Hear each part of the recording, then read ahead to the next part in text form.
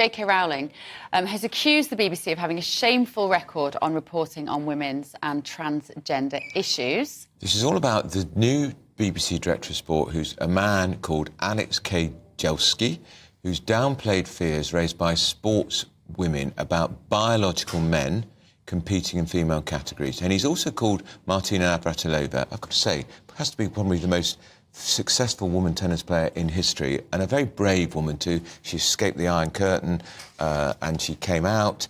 And Sharron Davies, he says, are not experts on the issue.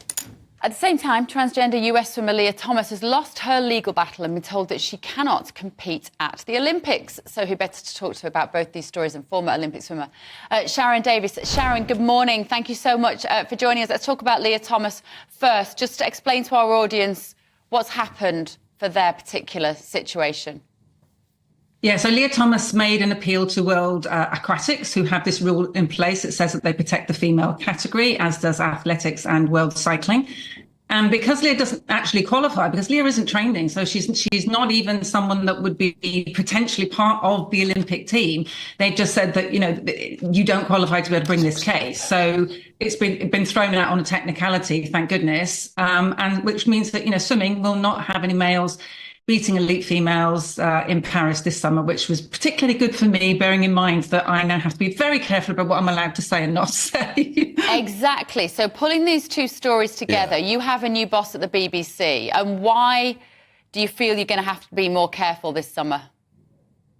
Partly because the IOC sent out a set of guidelines saying we're not allowed to use the words biological male, transitioned male. I mean, just every single possible way that we could explain that the person in the race wasn't a female. They have removed their guidelines, have removed us from the ability to be able to use those words. So I'm very much hoping that Tim Davie and our new head of sport will say, no, truth is really important.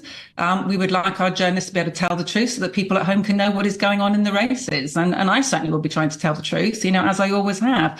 This isn't about keeping anybody out of sport. I want everyone to do sport. This is just about fair sport. This is just about protecting sport for young girls, you know, whether that is in schools, on the pathways, or elite athletes, so that women can get equal rights involved in sport. We don't get equal rights, babe, you know that. We already have a tiny slice of the cake. You know, we get 2% of the sponsorship dollar, 4% of the airtime. 11,000 men in this country compared to 1,000 women earn their living, and you can be damn sure that 1,000 women get nowhere near the money that the 11,000 men get. So we get this tiny, tiny piece of the cake. And now we're told we're not even allowed to have fair sport. And it only affects women. It doesn't affect men. You know, females that identify as male are no risk to men's sport in any shape or form. It's just women that are losing their opportunities. And the new boss of Times of Sport, Sharron, says you're not an expert on the trans issue, nor is Navratilova. Well, nor is he?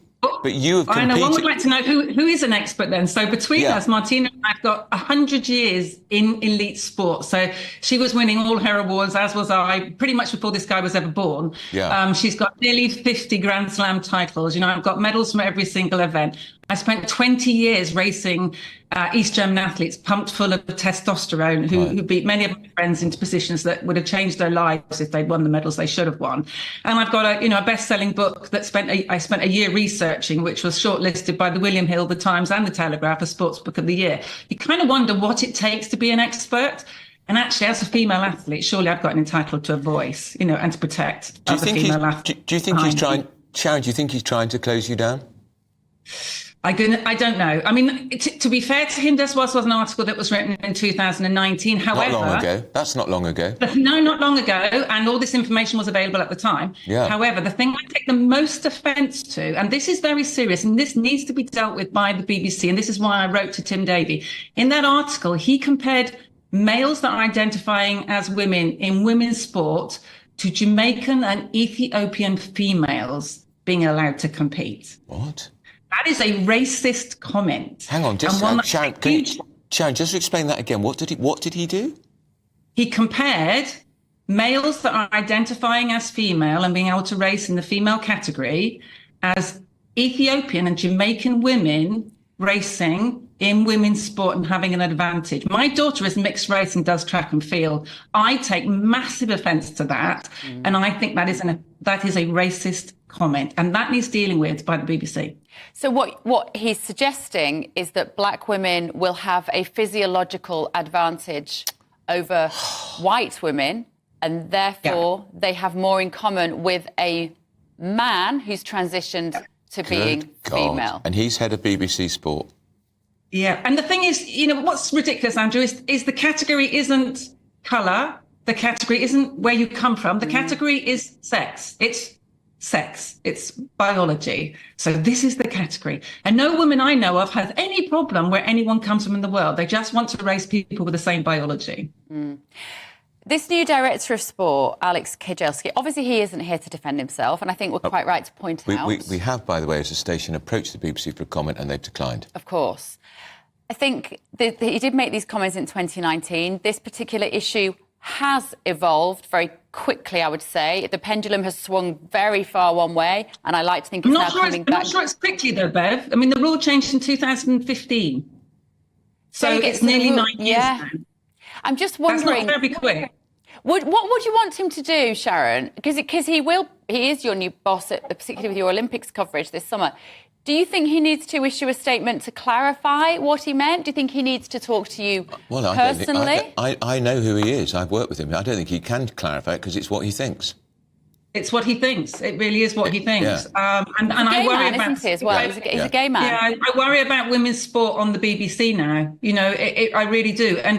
And although we've had more exposure of, say, women's football on the BBC, a lot of other sports where women have equality, like track and field and swimming and cycling and rowing and kayaking, they've almost disappeared from the BBC. Last year at the World Championships, swimming, one of the biggest participation sports in this country, did not even get it onto the BBC. The whole of last year, we didn't have one major international on the BBC last year. And not that it should matter, but we're rather successful at swimming as well, aren't we, as a country? We're really successful. We had the most successful Olympic Games in 100 years. We've got a fantastic team going this summer. I'm very excited. I'm going to be there on my microphone, as is Martina, at Wimbledon. So I have spoken to Tim. I have sent letters to Tim, and he's assured me that nothing is going to change with regards to that. But I am worried about women's sport, and I need assurances that women's sport will get fair presence on the BBC, but also what are his opinions now? Does he still believe that men should be in women's sport? Or does he believe that women are entitled to fair sport? Fascinating, really as always, Sharron. Keep up the good fight. Well done. She's a great woman. Thank you. Sharron, lovely to talk to you.